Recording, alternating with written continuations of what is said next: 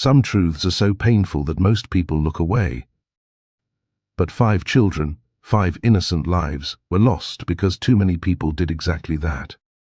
They weren't just hurt by the adults in their homes, they were failed by teachers, social workers, courts, and entire systems that had every warning sign in front of them, and still did nothing. 5 children who should still be alive, 5 deaths that were preventable, 5 reminders that when the system fails, the consequences are fatal. Gabriel Fernandez, the boy who was seen but not saved. We begin in Palmdale, California, a place that should have been just another quiet stretch of desert suburbs, where children ride bikes until the streetlights flicker on and parents call them home for dinner. But in the spring of 2013, behind the door of a small apartment, an 8-year-old boy was living a nightmare so horrific that even seasoned investigators struggled to fully comprehend it. His name was Gabriel Fernandez. Gabriel was the kind of child who could soften even the hardest heart. Teachers described him as gentle, polite, eager to learn. He loved school, not because it gave him straight A's, but because it gave him something far more valuable: safety. For a few hours each day, Gabriel could breathe. He could smile, he could be a child. But when the final bell rang, fear followed him home. Inside that apartment, his mother, Pearl Fernandez, and her boyfriend, Elisa Izquierdo, turned Gabriel's world into a torture chamber disguised as a home. They beat him with metal baseball bats. They shot him with double-B guns for sport. They forced him to eat cat litter, locked him in a tiny cabinet they called the box, and mocked him for crying. They burned him with cigarettes. They humiliated him, degraded him, broke him down piece by piece. And through all of this cruelty, Gabriel still loved them. He still tried to be good. He still tried to be enough. But here is where the pain sharpens. Because Gabriel wasn't suffering silently. His teachers saw the bruises on his face, the belt marks on his arms, the fear in his eyes when someone raised a hand too quickly. They reported everything, again and again. They begged for help. They documented every injury, every confession Gabriel whispered to them. The system saw the signs. The system was warned. The system was told that this child was in danger. But knock after knock, visit after visit, report after report, nothing changed. Social workers spoke to Pearl, accepted her excuses, closed their notebooks, and walked away. They left Gabriel in that home. They left him in the hands of people who were actively destroying him. On May 22, 2013, paramedics were called to the apartment. What they found was a body covered in bruises, double-B pellets embedded in his skin, a fractured skull, broken bones, evidence of months of unimaginable torture. Gabriel was unconscious, fighting for life, fighting with the last strength his small body had left. 2 days later, on May 24, he died, 8 years old, a lifetime stolen before it ever truly began. The outrage that followed was loud, national, furious. Pearl Fernandez was sentenced to life without parole. Elisa Izquierdo was sentenced to death. 4 social workers were charged for falsifying records and failing to protect Gabriel. Millions of people watched the trials of Gabriel Fernandez, horrified by how many opportunities were missed. But here is the truth that matters most. Gabriel didn't have to die. The system had every chance to save him, every warning, every report, every sign, and it still failed him. Anthony Avalos, history repeats itself. Just 60 miles from where Gabriel's story ended, another boy's life was slipping away. Anthony Avalos was only 10 years old. Like Gabriel, he was described by everyone who knew him as kind, loving, and full of potential. A boy who loved baseball and video games, who wanted nothing more than to be accepted and safe. But Anthony's reality was far darker. At home in Lancaster, California, Anthony lived with a mother and her boyfriend who were supposed to protect him, but instead became the agents of his suffering. Heather Barron and Kareem Lever subjected Anthony to relentless abuse, beatings, starvation, and emotional torture that left scars deeper than anyone could see. What made Anthony's story even more heartbreaking was that there were signs, so many signs. Friends, neighbors, teachers, and even strangers had reported their concerns to the Los Angeles County Department of Children and Family Services. Reports poured in about Anthony's bruised and emaciated body, about the horrific things happening behind closed doors. But the system, once again, looked the other way. Social workers visited the home, they documented the injuries, they took notes. But the intervention Anthony desperately needed never came. Homophobic slurs and bullying added to Anthony's torment, a cruel reflection of a child punished for simply being himself. Each day brought more pain, more hunger, more fear. On June 20th, 2018, Anthony was found gravely injured. The extent of his suffering was unfathomable. He died the next day. The autopsy revealed a body broken by chronic abuse and malnutrition, a body that had endured months, if not years, of torture. The outrage was fierce. Heather Barron and Kareem Lever were found guilty of first-degree murder with special circumstances of torture. They now face life without parole. But the damage was done. Anthony's death was yet another proof that the system designed to protect children can, and does, fail in catastrophic ways. Los Angeles County eventually agreed to pay Anthony's family a $32 million settlement, a staggering sum, but one that could never fill the void left by a boy who never got to grow up. $32 million for a life cut short. $32 million for the pain and failure. Money can't bring Anthony back. It can't undo the years of suffering. It can't fix the system that let him down. And yet, this isn't the end of the story. It's only the beginning. Because Anthony's story isn't unique. It is part of a devastating pattern, one that has repeated itself too many times. A pattern of warnings ignored, reports dismissed, and children left to suffer in silence. The system was warned. It failed. And in the silence that followed, a boy died. Elisa Izquierdo, the case that shook New York. Elisa Izquierdo entered this world on February 11, 1989, at Woodhull Hospital in Brooklyn, already fighting for her life. Born addicted to crack cocaine, her tiny body was racked with withdrawal, an innocent victim of a drug her mother, Awilda Lopez, couldn't stop using even while pregnant. Most children born under such circumstances become lost in the system, shuffled from one foster home to another. But Elisa was lucky, at least at first. Social workers quickly placed her in the custody of her father, Gustavo Izquierdo, and Gustavo was everything a father should be, gentle, devoted, and fiercely committed to giving Elisa the life she deserved. Under his care, Elisa blossomed. She became radiant and brilliant, the kind of child who lit up every room she entered. Her promise was so remarkable that Prince Michael of Greece personally pledged to finance her private education, all the way through college. Elisa's future was bright, limitless, full of hope. Then, in May 1994, everything changed. Gustavo Izquierdo died of cancer. Elisa was only 5 years old, and the one person who had truly protected her was gone. Almost immediately, Awilda Lopez, the crack-addicted mother who had lost custody at Elisa's birth, filed for permanent custody. Gustavo's cousin, Elsa Canizares, who had watched Gustavo raise Elisa with love, challenged the petition. She knew what Awilda was capable of. She feared for Elisa's safety. But at the June 1994 custody hearing, the odds were stacked against her. Awilda Lopez arrived with a lawyer from the Legal Aid Society. Elsa came alone, armed only with her love and desperate pleas. Elisa's school director begged the court not to return her to Lopez.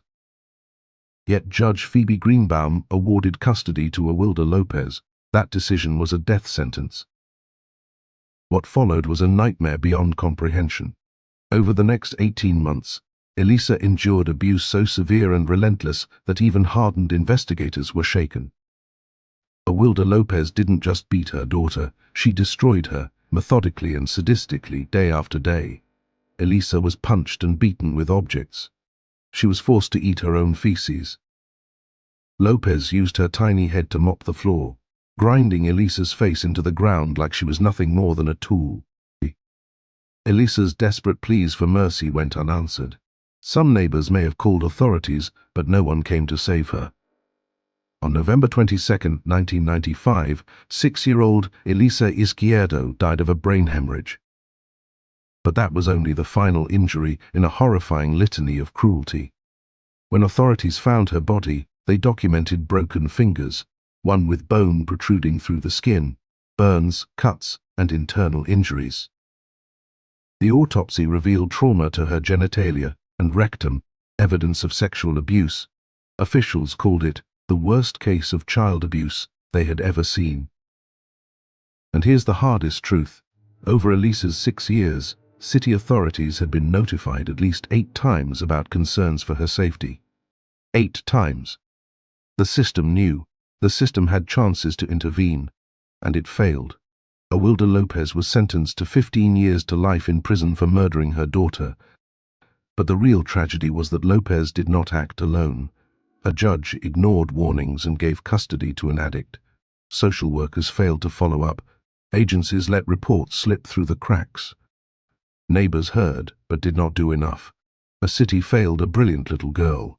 Elisa's death sparked outrage and became a turning point.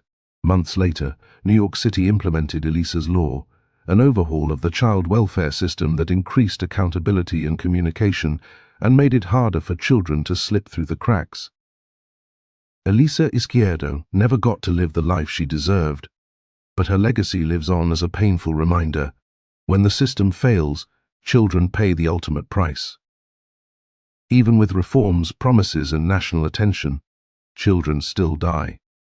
Elisa's story demands we never look away again. Noah Cuatro, a removal order that never came. Back in Palmdale, California, the same city where Gabriel Fernandez lost his life, another young boy was trapped in a world of unbearable pain. Noah Cuatro was only 4 years old, still so young, still just beginning to discover the world around him. But behind closed doors, his parents, Jose Maria Cuatro Jr. and Ursula Elaine Juarez, were subjecting him to prolonged abuse and torture. In May 2019, social workers recognized the danger Noah was in. They sought a court order to remove him from his home, understanding the threat to his life. They documented the abuse, they made the calls, they fought for intervention. But then something went horribly wrong. That court order never happened. Noah remained in that house, alone with his tormentors, for 2 more months. On July 1, 2019, Noah was found unresponsive. His tiny body bore the marks of relentless abuse. The family tried to cover the truth by claiming he had drowned, but the evidence told a darker story, a story of prolonged suffering, neglect, and unimaginable cruelty.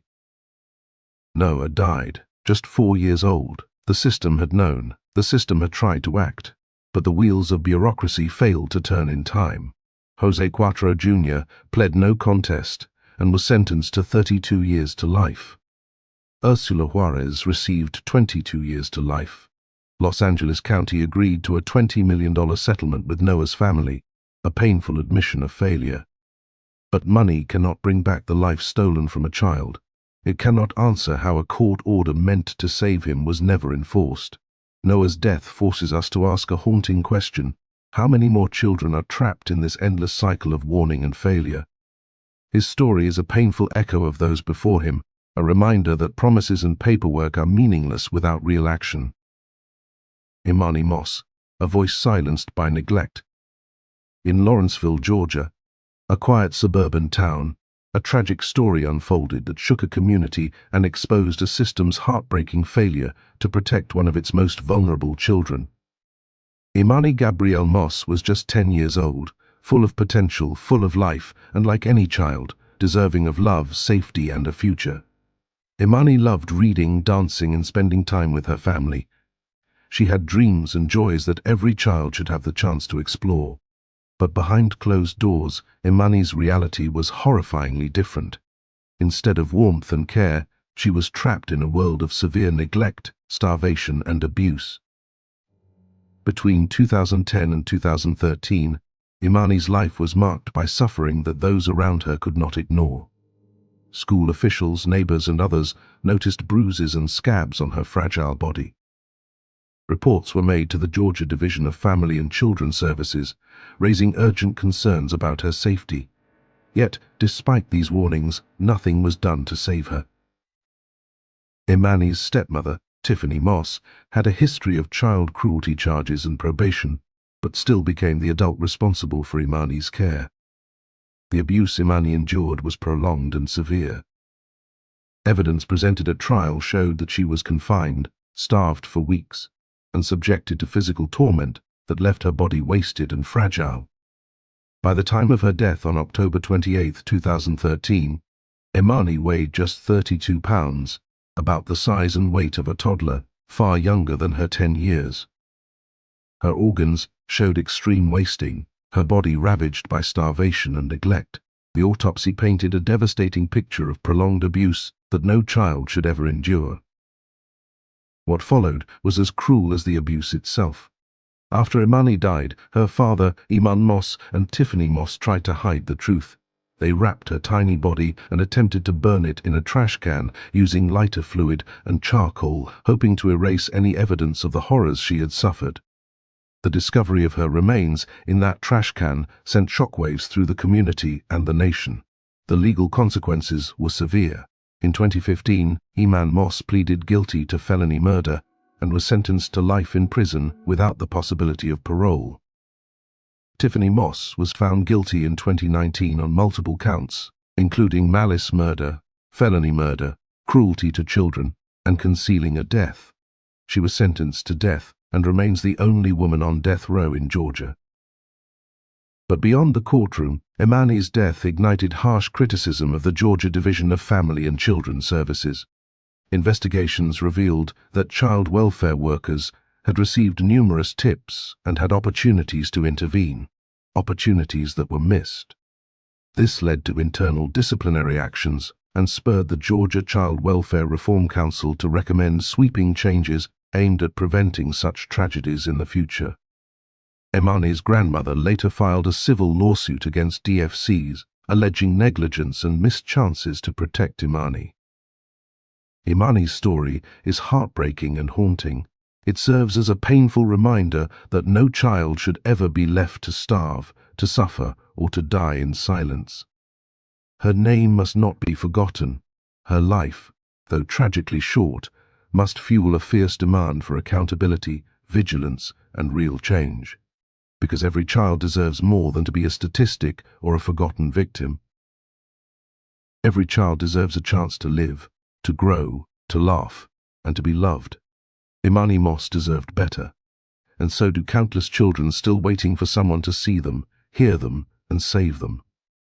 5 children, 5 names: Gabriel, Anthony, Elisa, Noah, and Emani. Their stories are heartbreak etched into our collective conscience. They were each seen. Their suffering was known. The signs were there, the calls were made, the warnings were given. But the systems designed to save them failed, repeatedly, systemically, fatally. If you believe no child should suffer in silence, if you want to demand change and hold systems accountable, then join us. Subscribe now, hit the notification bell, and stand with us as we tell these stories that must never be forgotten.